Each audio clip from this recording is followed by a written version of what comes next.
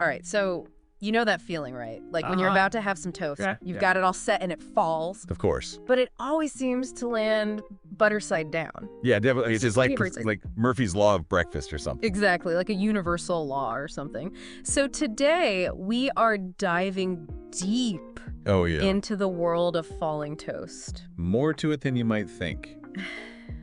And some cool physics, too, which I know you love. I do.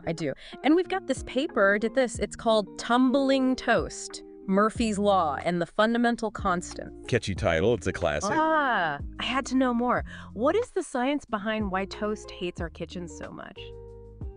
Well, you've come to the right place because this paper debunks a myth right off the bat. Okay.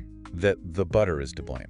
Wait, so you're telling me that loading up my toast with extra butter isn't the reason it always lands butter side down? It's what we tend to think, Yeah. right? Heavier side goes down. Yeah. But the paper actually, does the math, and the weight of that butter. Pretty much irrelevant to how the toast falls. So you're saying my intuition about the butter is completely wrong? You got it. Yeah. This is where the actual physics of a falling piece of toast comes in. Okay. The paper breaks it down very precisely. Like, imagine the toast is this perfect, rectangular, solid piece. Okay. And it's all about factors, like its center of gravity, how far off the edge of the table it is. Right. Even the air resistance as it falls. Okay, I'm not gonna lie, you've got me really curious now. But fundamentally, why does toast want to land butter side down? Okay, so think about how the toast rotates as it falls. Okay. It's kind of like spinning figure skater, right? The faster they spin, the harder it is for them to change direction, yeah. Yeah. So toast is kind of the same way. It has this spin as it falls, and it really wants to land butter side down. And they figured that out, the actual science of that spin? Yeah. They even came up with an equation to describe it. It's like this code to understanding the mystery of falling toast, you know? No math though, right? We'll spare you the math, don't worry. Thank goodness for that. Okay, but did they actually test this? Did they push toast off a table in the name of science? They did. It's actually pretty great. So they designed these experiments to test things like friction and how far the toast was hanging over the edge, and that rotation we were talking about. And of course, they looked at whether the toast landed butter side down or not. So they proved it.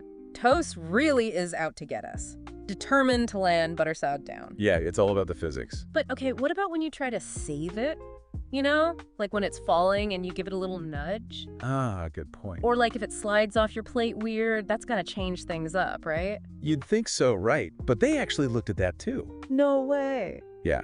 They analyzed what happens when the toast doesn't just fall straight down, Okay. but also has some sideways motion, like if it's sliding or you give it a little push. So my desperate attempts to save my breakfast actually made it into the scientific analysis. Exactly. And what they found is really interesting. So even with a little nudge, Yeah. unless you're launching your toast across the room, Right. that spin, it usually still wins. So even my best efforts to redirect a piece of falling toast are pointless. Basically, Yeah. it all comes back to that initial spin, that momentum it has when it first starts to fall. Right. That's what really determines how it lands. It's like trying to stop a moving train, It takes a lot more force than you might think. Man, it's like the universe really IS against me and my toast. Oh. But okay, this is where it gets even crazier, right? This isn't just about toast anymore. This paper ties it all back to the entire universe. Right. It's mind-blowing. They connect falling toast to fundamental constants, Okay, now hold on a second. like the strengths of gravity. How can something as simple as toast be connected to, the fabric of existence? I know, it sounds crazy, but they explain it really well. Yeah. So they start by looking at us, humans, right? Yeah. Our size, how we're built. Okay. All of that's limited by Earth's gravity. Right, I can't imagine trying to walk around if gravity were twice as strong. Exactly. We're designed for this specific gravity. Yeah. And the paper argues those same laws, those same constants, also affect the height of our tables. Okay, but how does that relate to toast? So get this.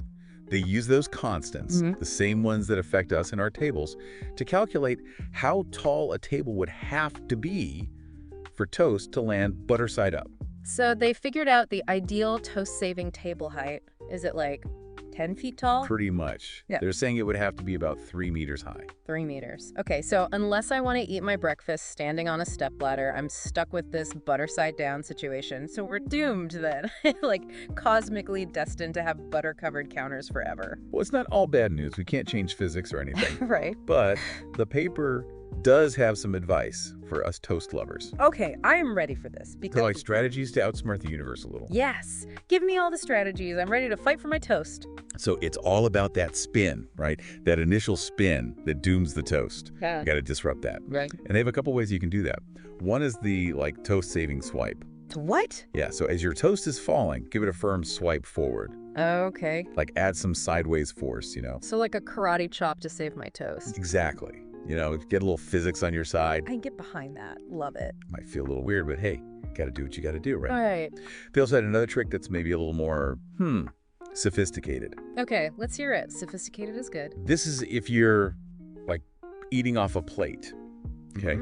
When the toast starts to slide, you quickly move the plate down and back. Ooh, sneaky. Yeah, so like you're pulling the platform away from the toast as it's falling. Okay. Gives gravity less time to mess things up. So it's all about mastering those subtle plate movements. There you go. It's using science to your advantage, I love that.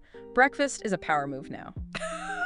This has been so fascinating. We started with a piece of toast, and here we are talking about the universe. Right. You never know where these deep dives will go, Never. But it just shows you there's always something more to discover, even in everyday things. You just gotta look for it. Exactly. Even something as simple as falling toast can teach us so much about, well, everything. Like the world is just full of these little mysteries, Yeah. And if we pay attention, we might just unlock some really amazing things. It's true.